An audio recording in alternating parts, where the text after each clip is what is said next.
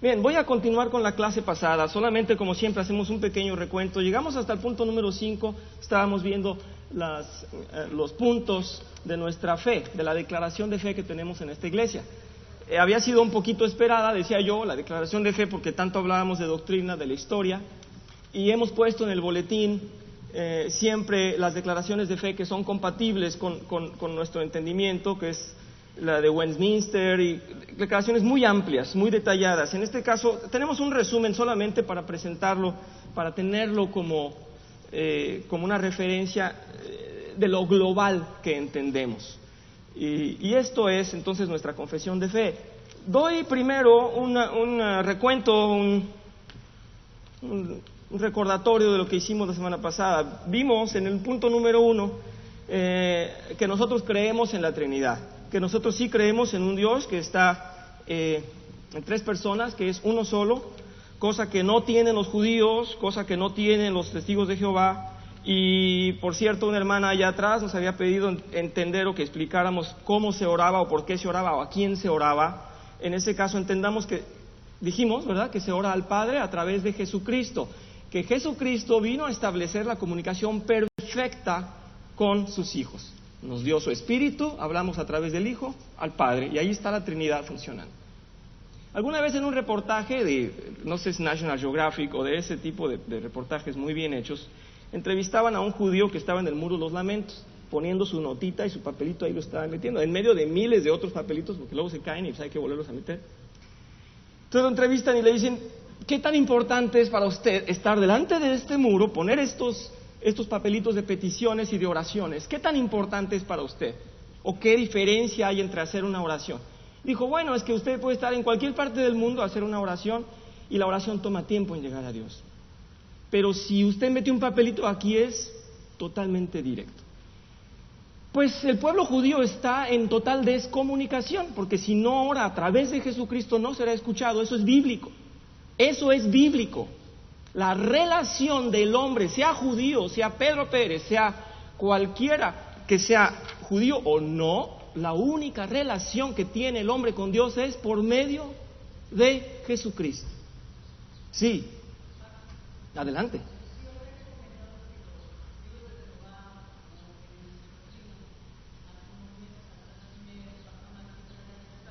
¿Es así?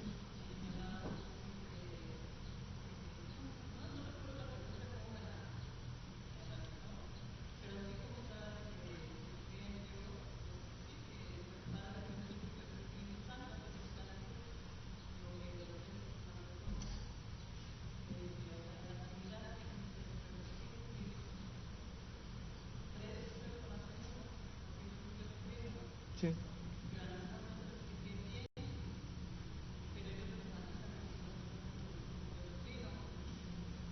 Sí.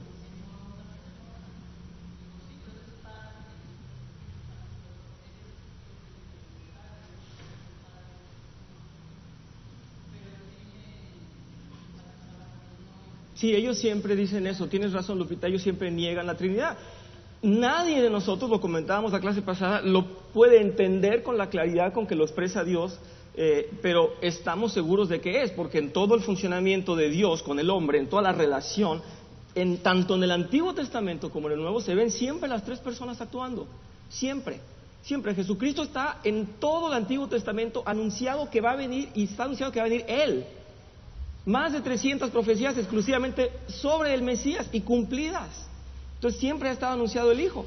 El Señor ha actuado en el Espíritu Santo siempre con el pueblo, aunque no lo había depositado en los hombres, pero siempre había actuado el Padre y el Espíritu Santo también. Entonces siempre había estado presente la Trinidad. Siempre. Sí, ¿quién más? Hugo tenía un comentario, pero ya está ocupado. Vamos adelante. Vamos al punto número 2. En el punto número 2 decíamos que el hombre ha caído de la gracia de Dios, ¿verdad? ¿Y qué? Porque está caído de esa gracia de Dios, permanece en depravación. Solamente es salvo mediante la fe en Jesucristo, quien ha sido el Cordero digno de ser sacrificado para el perdón de los pecados de aquellos quienes han sido predestinados por Dios. Bueno, dimos unos versículos, ahí los tienen, como sustento a todo lo que estoy diciendo, son como 10 versículos, y acerca de tanto que somos depravados como de que somos predestinados. En ese punto quiero aclarar una cosa muy importante. Recuerdan que surgió la inquietud y les agradezco a quienes me vieron después de la clase. Les agradezco por dos razones. Primero, porque me permiten reafirmar algo que tal vez no pasó y que también otros tienen duda. Y segundo, porque si yo digo algo y no me lo cuestionan a mí, sino se lo cuestionan a alguien más, van a conocer cómo piensa el otro, no van a conocer cómo pienso yo y por qué lo estoy diciendo. Es importante, vengan a mí si digo algo que no les cuadra totalmente, vengan a mí, porque se supone que yo tengo el sustento y si no lo tengo que investigar o arrepentirme y retractarme cuando dije algo indebido. Entonces les agradezco que me vinieron con esa incomodidad. Primero, ya quedó claro bíblicamente que nacemos totalmente depravados. Entonces, en el comentario que yo hacía la semana pasada de que un niño nace depravado, porque todos nacemos depravados. Gracias. Quedó la idea que no dije yo, pero lo dejé mal explicado, quedó la idea de que entonces todo niño que moría se perdía o moría condenado. Lo cual no es así. Fíjense bien, no tiene que ver una con la otra. El hecho de que todos nacemos condenados no quiere decir que forzosamente, si no tenemos mucha vida, vamos a morir condenados. No. Al Señor le basta el segundo o la milésima de segundo para, si Él lo tiene en su lista, Él va a hablar con Él y lo va a llamar y lo va a hacer de Él en menos de lo que nosotros podemos siquiera pensar.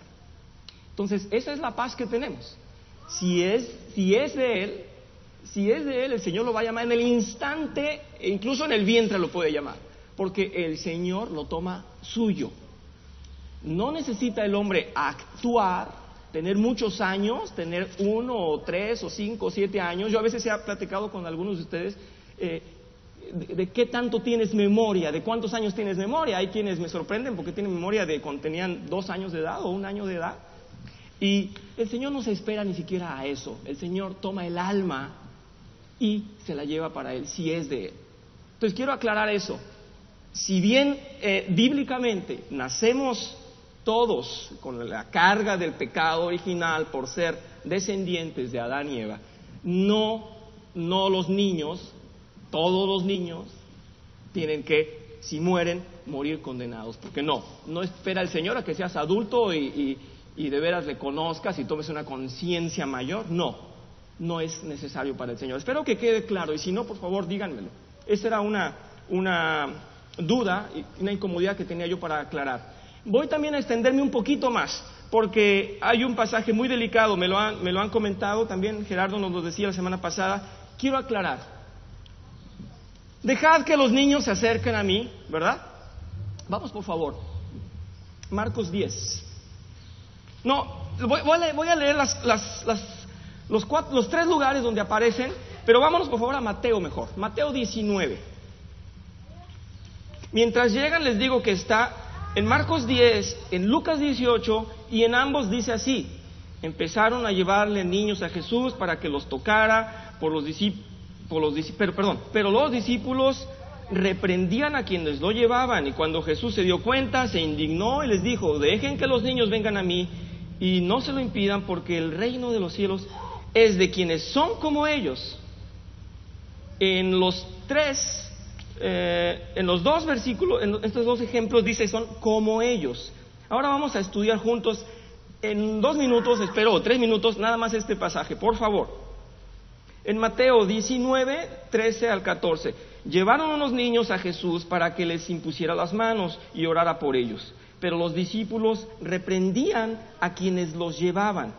Jesús dijo: dejen que los niños vengan a mí y no se lo impidan, porque el reino de Dios es de quienes son como ellos.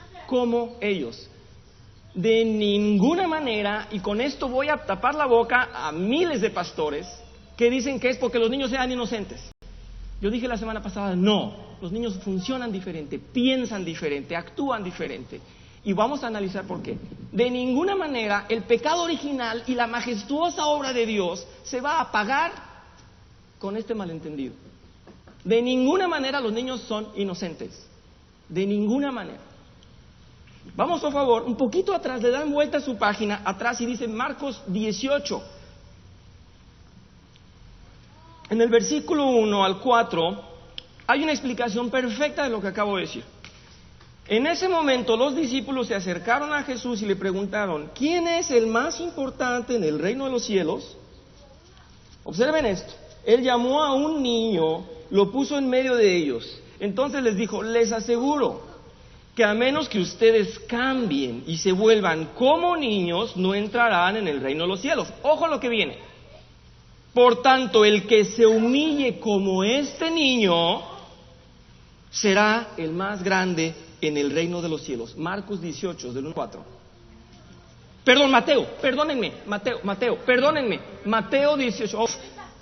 Ahí mismo, estábamos en Mateo 19 y los pasé a Mateo 18. Vean por favor el versículo 4, que es lo que más me interesa. El que se humille, ¿sí? Está Jesús hablando con ellos, le preguntan, ¿cuál es el más grande en el reino de los cielos? Llama a un niño, lo pone en medio del grupo y dice, el que se humille como ese niño, el que cambie y se humille como ese niño, será el más grande en el reino de los cielos. Entonces, ya nos está preparando para lo que nos va a decir en Mateo 19. No nos está hablando de pureza, de inocencia, de falta de pecado. No, nos está hablando de humildad, nada más. Entonces, no tomemos eso para combatir lo que acabo de decir, que todos nacimos depravados. Eso de que los niños, de los niños es el reino de Dios, sí, en el carácter y en el contexto de Cristo, que Él está diciendo con sus palabras. Está diciendo el que sea como Él, de humilde, no de inocente. Sí.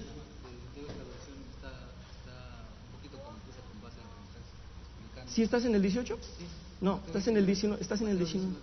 Estoy. Oh, adelante. Sí.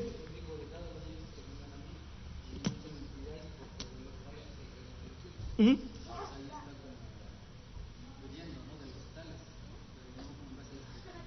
Bueno, yo cité 3 versículos que dicen exactamente igual. Mateo, lo tienes ahí en tu hoja, Mateo 28, del 19 al 20, Mateo 26, del 26 al 28, no sé, Lucas 22, perdón, 19 al 20. En los 3, no, perdónenme, estoy al revés, ya pasé a otra hoja, discúlpenme. ¿En dónde están mis 3 ejemplos de...? Aquí están, perdónenme. Marcos 10, 13 a 15, Lucas 18, del 15 al 17, y Mateo 19, del 13 al 14. En mis 3 ejemplos, en las 3 versiones que yo tengo, dice que sean como ellos, que reciba el reino de Dios como ellos. Ajá. Está bien. Bueno, para eso hay que estudiar las diferentes versiones, ¿verdad? Para que salgamos de dudas. Sí. Para Gerardo, sí.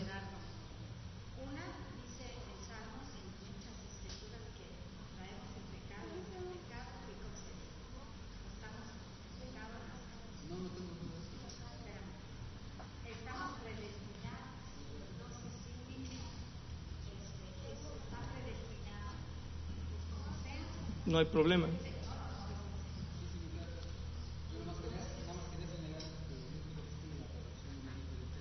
Sí, sabemos que las traducciones puede variar algo, por eso digo que entonces mi obligación es estudiar varias versiones y ver cuál es el contexto, sobre todo en los pasajes en donde nos brinca algo sorpresivo. ¿Sí? Tú la semana pasada me señalaste eso, qué bueno que me diste la oportunidad de estudiarlo y lo puedo todavía exponer de una mejor manera, entonces tengo esos ejemplos para hacerlo. Muy bien, ya si volvemos a ir a que acá dice diferente, pues lo siento. ¿Sí? Ya está hecho el estudio y la apreciación. Muchas gracias. Entonces, estábamos explicando los puntos que vimos la semana pasada. En el cuarto, sí, pastor, perdón.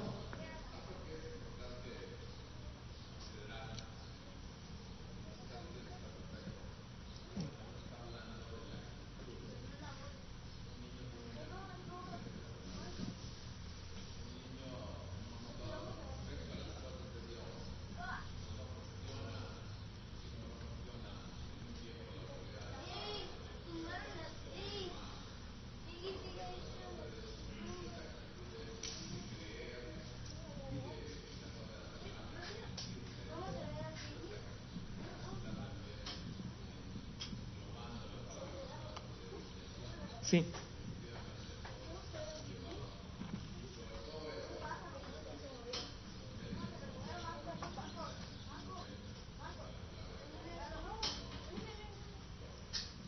Muy bien, gracias, pastor. Y qué bueno que me lo dice. En realidad es mucho más profundo. No quería tomar más tiempo, pero voy a tomarlo. En los 3 ejemplos, voy a ser cuidadoso, Marcos 10, Lucas 18 y Mateo 19, en donde habla exactamente del mismo pasaje. En los 3 ejemplos puedo leer lo que, ya leí uno, voy a leer el otro. En Lucas 18 dice, también le llevaron niños pequeños. En Mateo dice, le llevaron unos niños. Un estudio teológico bien amplio de esto nos dice que los niños se dejaron llevar.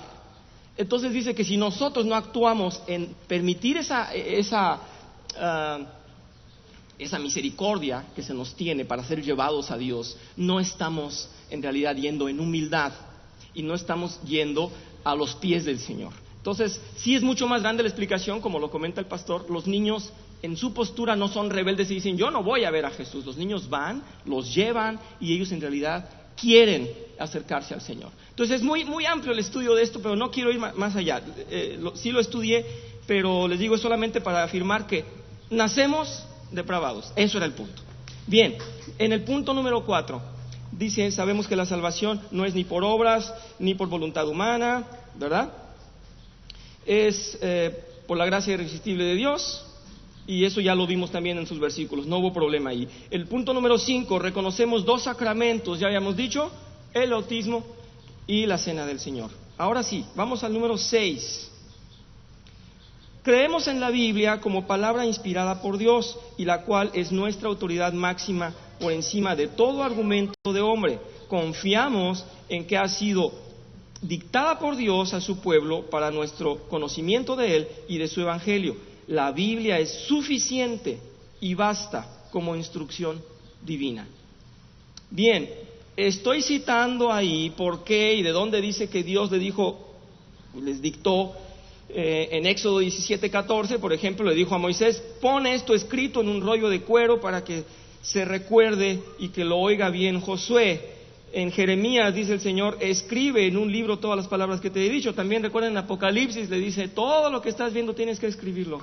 Gracias, mujer mía. Entonces, el número 6, punto número 6, espero yo que no tenga ningún problema o ninguna contradicción. Amplío un poquito el número 6. Tenemos algunos visitantes luego de algunas iglesias o que no han estudiado mucho con nosotros o que no lo entienden así y nos llegan aquí con el libro de las claves de Enoch y nos llegan con libros apócrifos y dicen, ve qué importante es esto. Nosotros decimos no, la palabra de Dios, y eso es un estudio muy amplio, está separada, dividida y compilada en 66 libros, son los que tenemos en nuestras Biblias. Y no necesitamos los libros apócrifos, por algo son apócrifos, no tienen un sustento santo. Otras religiones, como los testigos de Jehová, tienen no solamente la Biblia que está alterada por ellos, sino otra guía para leer esa Biblia. Nosotros no tenemos. Y una confesión de fe, no se confundan, no reemplaza nunca la palabra de Dios, solamente resume lo que creemos. Entonces no tenemos nosotros ninguna otra referencia que no sea la palabra de Dios. Por eso también desconfiamos de los que se llaman actualmente profetas, o los que se quieren llamar actualmente profetas. El Señor ya tuvo su voz a través del fuego, de los truenos, de los reyes, de los profetas en su tiempo, y está escrita toda en la palabra de Dios. Ya no puede venir un profeta nuevo ni a sustituir, ni a reemplazar, ni a aumentarle. Entonces tengan cuidado y recuerden esto: aquel que se diga profeta, si falla en algo tiene que morir. Tendría que morir. Entonces más le vale que no hable, ¿verdad? Si no es profeta. Número 7. Santificamos el domingo congregándonos como el día del Señor, día de culto, primer día de la semana en que damos las primicias en respuesta a la primicia que Dios ha regalado en su Hijo Jesucristo, quien es el anticipo de la gloria eterna. Muy bien. Yo para esto tengo muchísima explicación, pero basta con las citas que les he dejado ahí y algunas indicaciones. Jesús resucitó el día domingo, se volvió a aparecer de ellos en día domingo, se presenta a Juan para escribir Apocalipsis el día domingo y tenemos